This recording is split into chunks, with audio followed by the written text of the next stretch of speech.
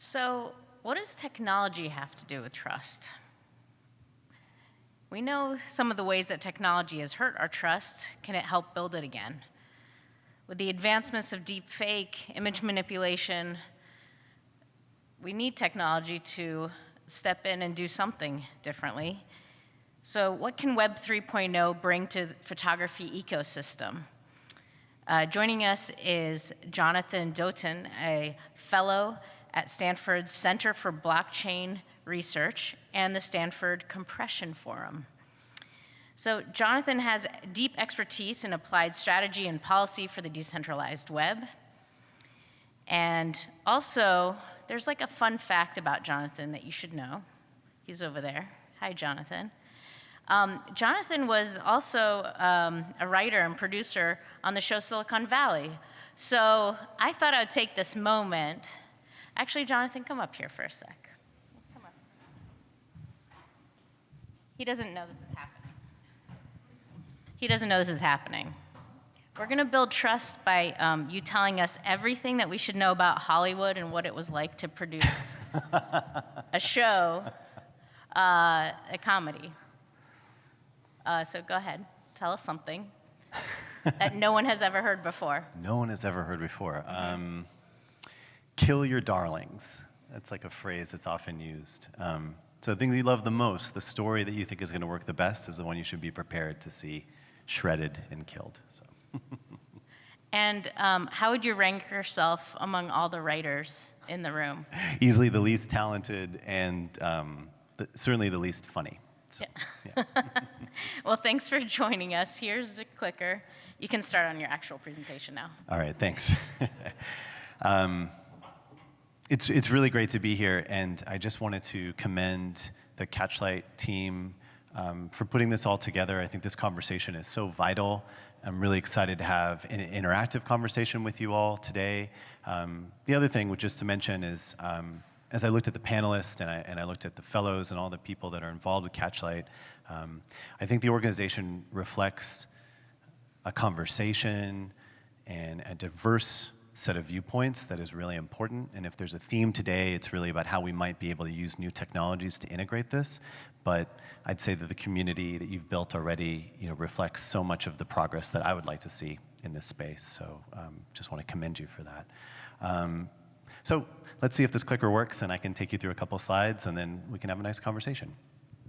So let me ask a question before I jump in. How many people here know what Web3 is, or think they know what Web3 is? Okay, so we got about a fifth of the room. How many people have just heard the term at all? Okay, great. When you think of that term, what are the types of things that you associate it with? You can just raise your hand and I'll call on you. So I say Web3, you say? San Francisco. Fair, okay, cool. Metaverse. Okay, cool. Anyone else? Yep. Sport? Barbers? NFTs? Sure. Okay. Commerce, yeah, okay, gotcha. Cool. So what I'd like to do is I want to take you on a journey that I've been on for the last couple of years and thinking about Web3 and maybe open up some new ideas for you, specifically around how these sets of technologies might be able to reinforce trust. And we'll put this through the prism of photography, which is what we're here to do today. So let me start off with a little bit of context. When most people think about crypto these days, really they're using it as a short term for cryptocurrencies, right? So I own crypto, I trade crypto. That's increasingly kind of the conversation that you hear about Web3. But actually, crypto doesn't stand for cryptocurrencies. It actually stands for cryptography. And the underlying features of cryptography that make this new era of technology possible is that we can use cryptography to do two things. One is that you can use it to authenticate something. So I can say, when I have the original file and I want to lock in and preserve that file, I now can take something that is kind of similar to like a fingerprint hash, right? And I can use that to establish a root of trust so that I know at the beginning, this is the original, and anything that is changed from here, somebody has to explain why they changed it. Maybe it's a good change, bad change, but it is different than the original.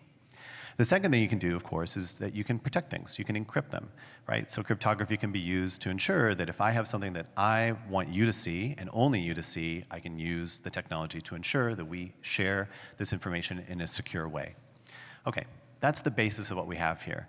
And I think that's often forgot, because when people think about Web3, as these two gentlemen pointed out, they think about commerce, right? But actually, really what Web3 is doing is it's using cryptography in a brand new way to create new relationships and new forms of trust in a network.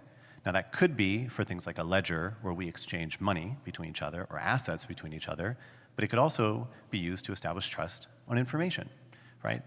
And this is, in many ways, a response, because there have been a lot of problems that we've had with the internet of today in which we've lost a lot of trust. And so we're trying to use cryptography to say, instead of putting all of this trust in a centralized entity like Facebook or Google or Amazon, et cetera, what if we use cryptography to enable end users to build their own communities and form their own bonds of trust? So how could we do that architecturally?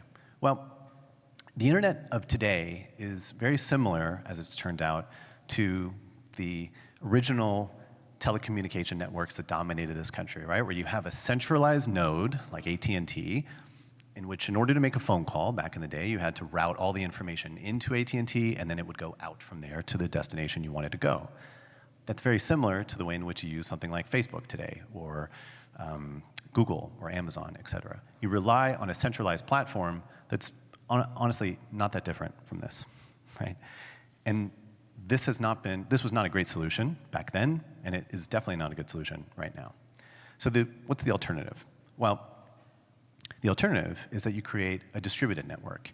And the way that that would work is that you basically say the network itself and the platform itself has to be neutral. And what it does is it simply routes the information, and all of the intelligence, meaning all of the power, has to be with the end users. So my data, my choices. Right? And the irony here is that actually this distributed network, this approach to architecting trust, this is how the internet began. So we had the solution. It was created in the late 50s, and it's what was the basis for actually how the internet was supposed to be like. And sadly, of course, that's not how it turned out. So when I think about the solutions of how we might want to re-architect the web, I think about it at a software level, but I also think about it at a moral level. That there were engineers and there were pioneers of the internet that actually had ideas about why the internet should be decentralized. And that to me is this idea of the internet code. And when you go to, I think the best example of this is when you go to the very first node that was on the World Wide Web, which is really the internet that we know of today, which was created in the early 90s. The first node on the World Wide Web was a personal computer. Not a mainframe, not a centralized network, but something that you could have in your own home in which you could publish information on and you could consume information on. And that was no accident. This was actually the original vision, as created in the 50s, was not to have a centralized network and very expensive machines that only certain corporations could run. The idea was that every user could be a node on this network. Okay, so that's the history of this. Actually, there's a funny little joke here. Let's put it in, which is that sticker that you can see right there is what Tim Berners-Lee put on this first node of the internet. It says, hey, this is a server. Don't turn this off. So that's the way he got his 5 nines of uptime. Okay, so let me tell you a little bit more about me, and then we'll get into our prototypes and some questions. We created the Starling lab 3.5 years ago at Stanford and the USC Shoah Foundation. We work with a variety of different partners in industry and NGOs and news organizations and all over engineers and experts from all over the world. And we've viewed ourselves as an outpost in Web3 to think about how this new form of the internet can change everything. And our goal is to have a sober conversation that helps rebuild trust. So we feel like we're at home here, because this topic certainly is relevant. To do that, we work with a variety of partners, some of which you may use their technologies and know them. We don't endorse any specific technologies, but we experiment. And our idea is that we want to understand how we can create prototypes that can illuminate the art of the possible. So I'm going to share some of those with you today. The very first project that got us started illuminates a little bit about how we see the world, and that was starting with the Visual History Archive. This has been an archive that was created 30 years ago to preserve the testimony, the video testimony of the survivors of genocide. And there's over 55,000 survivors from an array of different conflicts. Sadly, that continues to grow. And our work there has been to figure out how we might be able to take this archive and distribute it from 3 nodes, where it's at today, which is these basically data centers that are hosted at universities, to potentially thinking about distributing this to thousands of different locations. And the way we do that, of course, is with cryptography, right? So we've thought about different types of collections that we would put into this next generation archive. Genocide testimony, we started working on that in 2020. We worked on preserving testimony of a newer set of conflicts around climate change in the Amazon rainforest, which you could think of as part of a 600-year story of genocide in the region. We've been working on war crimes documentation. We started off in Syria and thinking about how we could use cryptography and Web3 technologies to help create chains of custody so we could preserve evidence from the field all the way to the point at which it would appear in court. That same system in Syria, we've now lifted and shifted and moved over to Ukraine and scaled at a really rapid pace given the circumstances. And then finally, we've been working with news organizations, and I want to spend the rest of my presentation talking to you about this. So as the 2020 elections were approaching, we reached out to Reuters and we started to talk to them to say, hey, you guys want to experiment with some of these new tools? We actually have them. Let's build a prototype together. And so let me cover that with you. So our work really flowed through the natural steps of how you would actually record images, take photos and put them into a news cycle. So it begins with capturing information, and then you store the information, and then finally an editor will review the information and verify it, right? Simple, capture, store, and verify. All right, start with the simple, now let's get into the complex. So what we did is we decided that we were going to take photos from every day between the election and the inauguration and seal them into this next generation archive. And here's a little bit of how it worked. The context for this was actually this photo here. You may remember this. It was a side-by-side photo of the inauguration, the first inauguration of President Obama compared to Donald Trump's inauguration. It was a combination photo that was taken from the exact same vantage point on the Washington Monument. And of course, this photo turned from being something which was just a simple statement of fact in pixels to instead becoming this massive political issue in which Sean Spicer dedicated his first press conference to very famously kind of talking about how the news media had manipulated these images. The images were not meant to be trusted. He presented some alternative views of the crowd, which then later Kellyanne Conway called alternative facts, right? And the Reuters suddenly found themselves from being just simply in a position of documenting things from one vantage point into now becoming the story themselves. So they said, well, this time around, let's see if we can potentially do some different things. So during the primary, here's what we piloted. We started to take photos with a new system. And you can see it very clearly here, and I'll show you some diagrams of how it works. So there was a Canon professional-grade camera there, matched with a phone. And what the phone was doing was it was connected via Wi-Fi. It was a stamping agent, and essentially it was notarizing every single image that was taken by the Canon camera. And it was doing was it was pairing all of this type of metadata, time, date, location, the position of the phone, et cetera, and marrying that with the image. So what that meant was that the Canon camera was paired with this metadata, and now you could establish for every image in that Canon camera took a way of proving when, where, and how the photo was taken. That package of image and metadata was then signed on a special secure enclave, which is on the mobile phone, which think of it as just a secure way of locking in this information. Again, cryptography at play. And that specialized hardware then created a file, which we then took, and we created a unique identifier for it, and then split it into thousands of pieces. That was then distributed onto servers all over in various different topologies, nonprofit, commercial, news organizations, like we even put it on Raspberry Pis. The idea was to say, just put all of this information out in a distributed network so that the more nodes that were in this network, it meant that the seal on this information was growing stronger and stronger.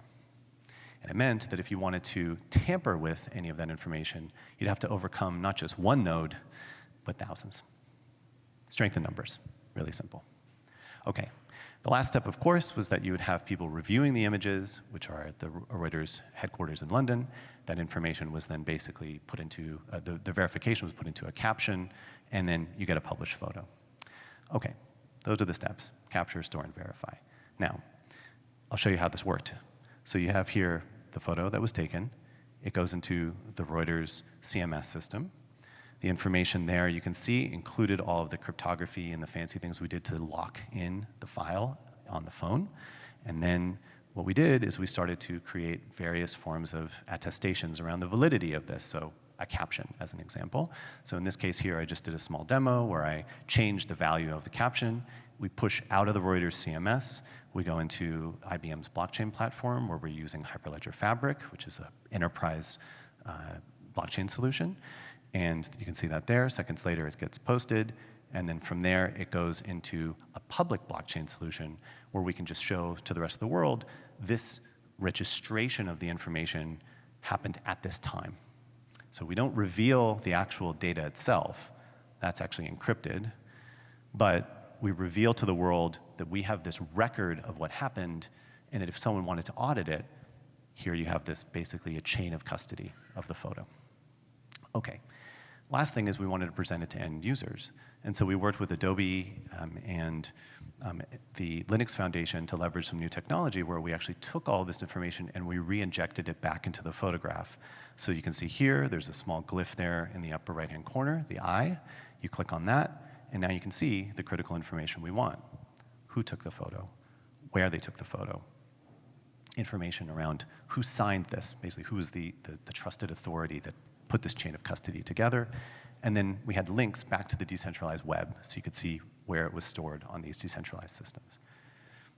We wouldn't expect anybody, a normal end user, to appreciate all of these things, but the idea was to say, hey, how could we actually try this out and experiment with a user interface that could make all of this really advanced cryptographic tools available at just a click of the button? Okay. What that meant was we were transforming a photo from just being simply a collection of pixels to now being a universe of information. And we had ways to establish proper context and clarity about the image itself. Okay. Now, none of us could have ever been prepared for what we were about to document. I think those 78 days proved to be some of the most historic days in our nation's history. And the archive that we created, I think, took on extra layers of significance as we were saying, well, we were recording something that, honestly, as clear as these photos are, we're now over a year and a half later, and we're still questioning the validity of them.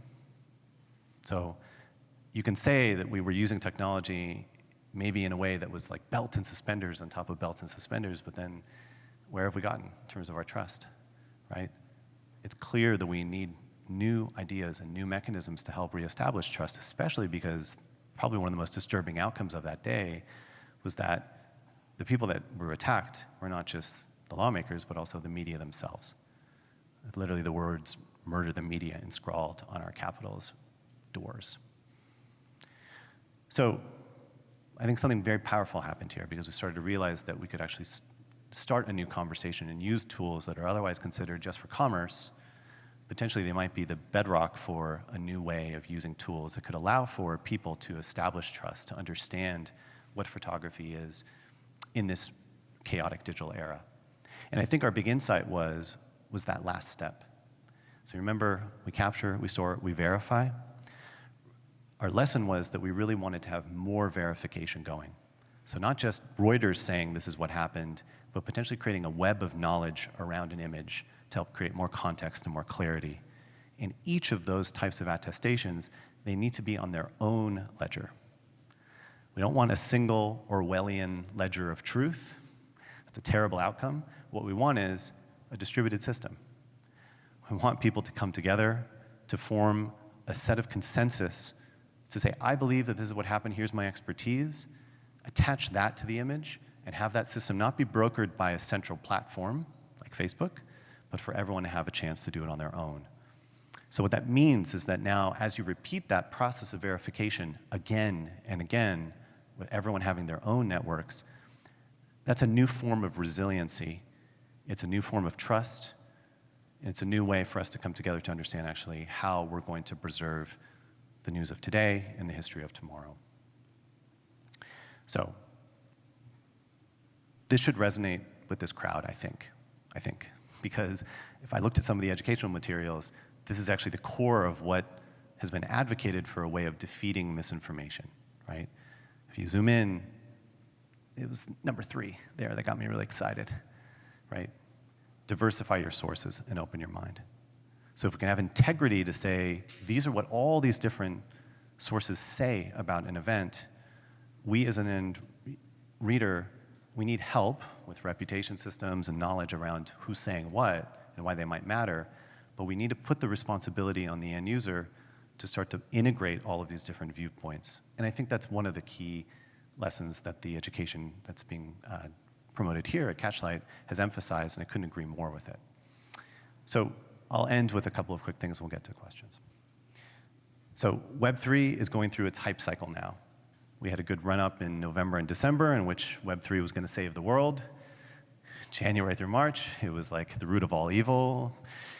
Depends on who you ask. There were different forms of evil and the sources, but we went through a pretty quick and crazy hype cycle with just the term Web3. I think when you look at things like NFTs, they've certainly accelerated all of those challenges on this. But I come back to this, and I say, well, maybe Web3 is actually laying a new way to use this technology to help us establish more context and provenance around our photography. So that's the hopeful thing. But I want to leave you with some interesting things that we are now starting to grapple with. So let's go back to this example I gave you here of this photograph. Witness, which is a wonderful partner of ours, have identified that for all the things that we could do to authenticate photography, there are many dilemmas that can emerge from this. So it's not a done and finished product by any means. So I'd urge anyone who wants to engage on these matters to go and read this report. I think it's canonical. It establishes really everything that you need to think about in terms of the risks that these technologies hold. Second, we talked about these phones that had all these really unique capabilities to authenticate photography. Sounds great. Finished, right? No way. We found out later that North Korea, for over a decade, has been perfecting exactly this type of technology in order to surveil their citizens. So they can prove, oh, you took this photo, you were at this place, you did something that was unauthorized, we're going to make sure that technology links it directly back to you, and only you. So it clearly showed a lot of the risks. And finally, even a distributed system, we talked about, the open source movement has shown that there's a lot of possibilities there, but yet the open source movement has been the root of a lot of the many challenges that we have here. It couldn't overcome the challenges that we have with Web 2, which is built on open source tools. Open source also didn't solve equal opportunity. It's not diverse. If you look at who contributes to open source code, for instance, it's not diverse by any stretch of the imagination. And finally, when you think about economic opportunity, surely there is a conversation to be had. El Salvador, I think, highlights this about how we might think about new mechanisms of finance. And I could trace a very clear message from the terrible legacy of economic imperialism in Latin America. And maybe these new technologies can answer some of the problems that can trace us from the 19th century till now. But yet, who are we supporting? These types of tools are supporting autocrats and individuals in power that I don't think any of us would actually reasonably want to support. They don't share our same values. So I think these things have enormous consequences and potential, but also they can, in the wrong hands, they can be used in terrible ways. So what I would leave you with is that there are two ways of looking at any of these technologies. They offer tremendous promise. They also have peril. And when I think about really how we might revisit all this is that we really just need to rethink about our stories. The thing that's the most problematic is our exuberance about how we think these technologies are going to solve everything. Think back to Web 2, right? Zuckerberg was celebrated for what he created with Facebook. We thought he might actually solve all of our problems, right? And if you look at the decade that passed, he couldn't do any wrong, and he got to the point in which he was, the single worst thing that was in our civilization. I think that narrative's tired. I don't think we have to fall for that. So as we approach Web3, we've started to put together some reflections on this, and you can go to our website and you can read some initial thoughts that we had on this. I'd say that where we concluded was that really Web3 is not a solution or an answer. It's just simply an opportunity. And so you can use all the tools that I've discussed with today for with tremendous hope. And we should have that hope because we should seize this opportunity. We have a moment to reshape the internet as we know it, but we should just do it with our eyes open. All right, so let's go to the Q&A.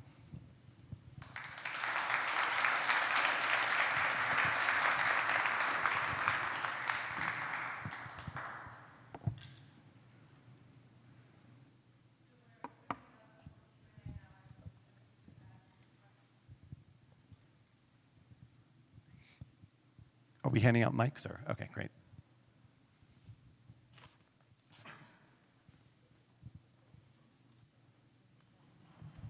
I have a question about the verification thing you showed us with Reuters. Like, obviously, they're a big company. They have a lot of resources. They can do that. But, like, I'm a freelancer. I'm just an individual. If I'm taking a picture of the same event, how would I participate in this type of verification process?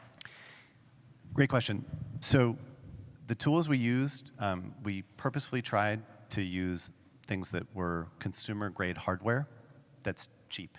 And we were using open source technology so that it would be free to use. So I say that the technical bar is actually, it's not that high and it's not that expensive.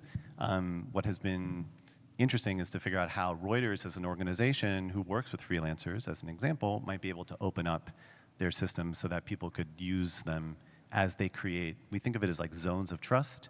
So the freelancers that they hire on a regular basis might be on the inner circle, and then as they expand to more and more freelancers that have less of a direct connection, these types of tools could potentially help establish a chain of custody so that they knew that as you submitted the information to them, that it hasn't been tampered with. Or if there were questions around, for instance, the location or the time and date, et cetera, those things could be locked into the photo as well. So I think that answers the technical side of this. It's just not that hard and not that expensive, but there's a whole journey in which the news organizations need to figure out how they want to interact with their freelancers and potentially introduce this type of technology in a responsible way so that it builds trust between them and you as opposed to undermines it. And that's a journey.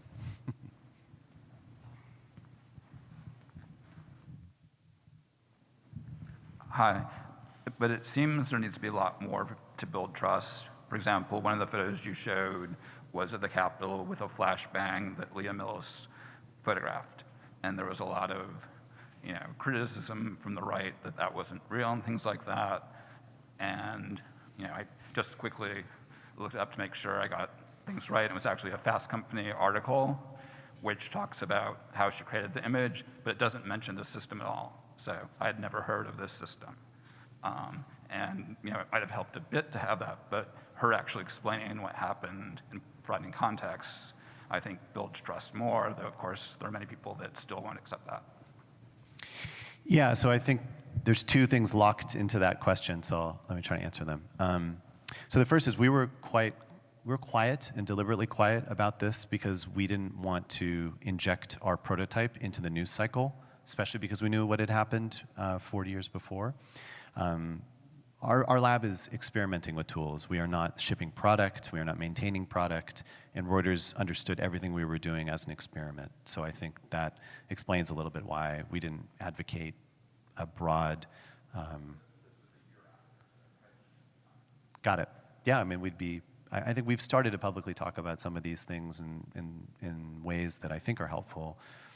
I mean, the second part of your question, I think, is really hard, which is that, okay, if people want to question the validity of that photograph, well, what is a bunch of technology going to actually do? And I think, I don't have an easy answer for that, but here's where I start, which is that right now, we're in this moment where we can question things, and these conversations, they spin up and they spin down very quickly. And one of the things we've found is that long-term preservation of this information is actually done very poorly.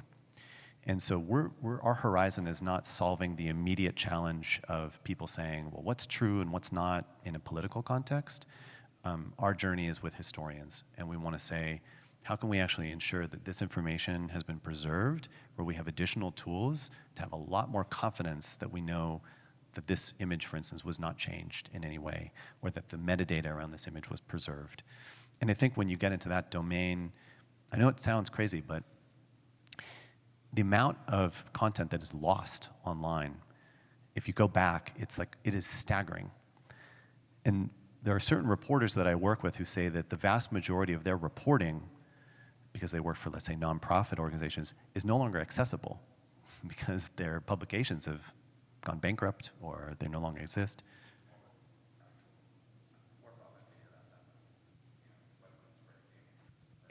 That's right.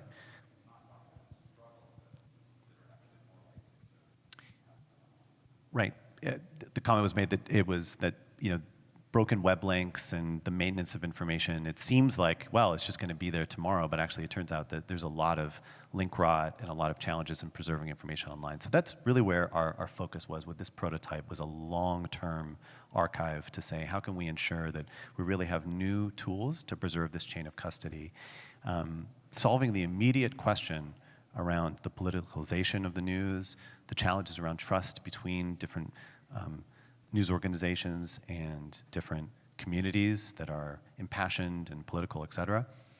I don't think this is actually what we're directly trying to address with this at all, because that reflects a larger breakdown in civil society that I don't think any computer programmer could solve on their own.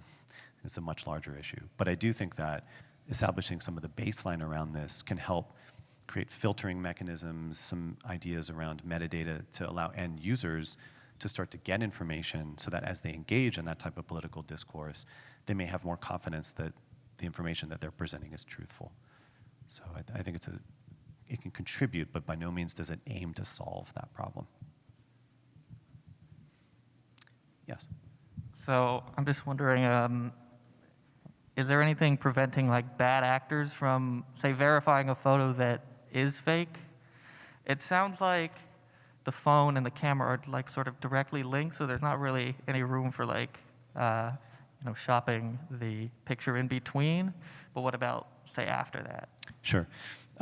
Even in that link, there are ways of getting in between, the signal between the camera and the phone. The reason we did it that way is because none of the cameras, the professional grade cameras, can actually do this inside of the camera body itself. Although we're speaking with OEMs and we're trying to convince them to build some of this technology in there. Ironically, my iPhone or my Android phone can actually do all the things that we want within one device. It's the professional grade cameras that haven't really gone up to that mark. So I just explain, there are vulnerabilities there. In terms of manipulating the image after the fact, remember what we're doing is that we're sealing the initial pixels at that exact moment in which the photograph is taken. And so any subsequent changes are things that we would know is different from the original that was taken in the field. Now, some of those changes are actually valid changes. They might be, let's say, brightness and contrast adjustments, or things that a photographer is allowed to do as part of a news publishing process. So we worked with Adobe, and they have some new features in Photoshop that can actually track every single change that's made to a photograph, and then those changes are embedded, the record of those changes is embedded into the photo itself, and we register that information as well. So yes, people can make changes, but those would be tracked. The last part of your question is whether bad actors can use this. Oh yeah, and we have all sorts of ways in which we've modeled the threats around how they could use these types of tools to actually advance their cause. And we're working to figure out user interfaces, business processes, new technologies that can help address some of those deficits, because technology can't solve everything, for sure. I had a question for you, which has to do with the way in which photography was kind of written into the internet has allowed essentially for a decoupling of metadata and the image, which has also meant that it's very easy for piracy to be rampant and for images to kind of travel without authorship. Do you think that there is an opportunity with this technology to kind of get to a point where the authorship is restored, and that there might also be new kind of monetization mechanisms that stem from that? Yes. This is a really complicated area because all the prior attempts to create technical solutions to DRM and copyright enforcement, they've all been pretty much flawed because they can't seem to take in all the nuances that come with proper copyright enforcement. I'll give you a good example. The second sale doctrine is something that is, or fair use. These are things that are actually constitutionally guaranteed. We actually have the constitutional right, for instance, to take an electronic book that we buy on Amazon, and I should be able to sell it to you. Not just give it to you, but sell it to you, the way that we had used bookstores, for instance. But I can't do that because I waive my constitutional right every time that I sign Amazon's terms of services, which is a state-level contract which binds me to using the platform in a specific way. And if I break that term of service, then I can be held responsible under state-level contracts, not under my constitutional available rights. So I think fair use is a really critical part of the information ecosystem. It tends to not necessarily be properly addressed with electronic systems. So as much as I see there is a tremendous amount of potential to use these types of systems, I would hope that the people that are implementing them are designing them with an eye both to legitimate fair use exemptions and also protections for authorship that are both, I'd say, equally viable to create the type of information ecosystem we want. I'll leave you with this, though. Interestingly, in the North Korea example, they not only use the technology to to assign authorship and to lock in the surveillance of the individual, the same system was also used to discriminate, to censor content. So with those same phones, they have a whitelist of media that the government has determined is okay for people to watch and to see. And so the same hashing system that was used to basically authenticate information was then being used to filter through images and video as they land on the phone. And if it's not on that whitelist, the phone automatically deletes it. So I'm very excited about the potential for artists and journalists and others to make new forms of revenue. I think that's a brand new and exciting opportunity. I'm also concerned that with their good intentions to try to make a livelihood, they could have been empowering certain types of processes that could have really terrible consequences. So I think we need to be careful about our enthusiasm for this because it would cut both ways.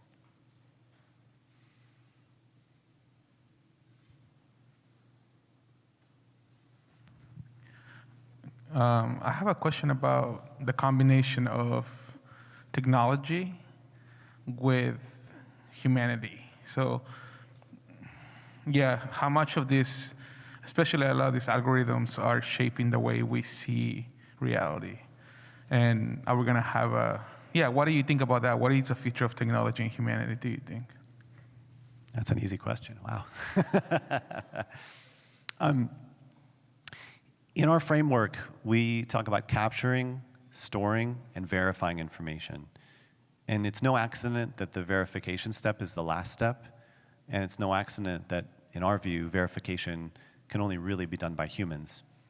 And so I think that this idea that you can use technology to augment human capabilities and human values and human emotion throughout these processes is not an afterthought. It's actually central to the way in which we see that this process could retain integrity.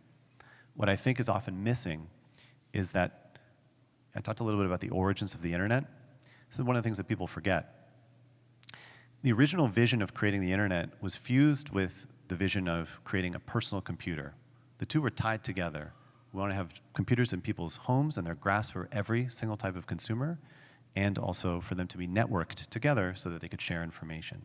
That was one document, and it was called the Augment Intelligence Framework, meaning the technology was serving to augment humans, and that stood diametrically opposed to the artificial intelligence framework. Thankfully, the augment guys won, or a couple gals too, and that's really critical, and we shouldn't lose sight of that.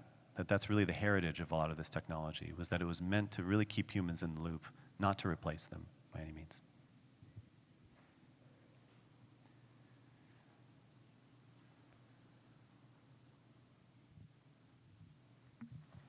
So you've talked a lot about sort of the aspirations towards like having a higher sense of veracity to images and media, and sort of seeking out like a way to verify this information using blockchain. But I'm curious, like, as this becomes a technology that could find itself integrated in far more than photographs, but the products we buy, the things that we do, the places we go, do you think there's a need to have a greater sense of oversight over this technology to prohibit it from getting out of control? Or do you think that the decentralized nature is going to be enforced by its users and not by a central entity? This is the big question of our time. So to simplify, another way of looking at your question is that as you decentralize this type of network, how do you ensure that there's some way of governing it? I think I have that right? Okay, cool. This is why I ended my talk in the way that I did. I think if you think of these things as the solution to end history and then everything will be fine once we decentralized, then we are bound to repeat the mistakes that led us to Web 2 and all the problems we have today. So yeah, I think that there's all sorts of ways in which hate and prejudice can be coded into these technologies, and that they could be used with great success. And by the way, we'll be wishing that there was like a Mark Zuckerberg that could say, oh, get rid of that. It'd be much more efficient, right? So I think I go back to the work that Rebecca McKinnon did with us, and we can turn you to the article that I published in that. Her big insight was, having looked at Web 2 and how it went wrong, she says if we're starting in a new era, the number one thing we can do is create feedback and grievance mechanisms directly into the networks that we are creating. And typically that's done way late in the process. You realize, oh my gosh, people are getting tormented and abused, and we should do something about that. That's like, I don't know, it could hurt our profits. So instead, we're saying that's ridiculous to let these things bubble up to the point in which somebody is hurting. Instead, you've got to find ways of identifying the problems early on, and to think about stakeholders that are not just the people that have all of the economic weight in the network, but also stakeholders that may have very little voice and very little economic power. So I think those to me are keys to solving this, is to establish those feedback channels to allow for a more informed sense of governance.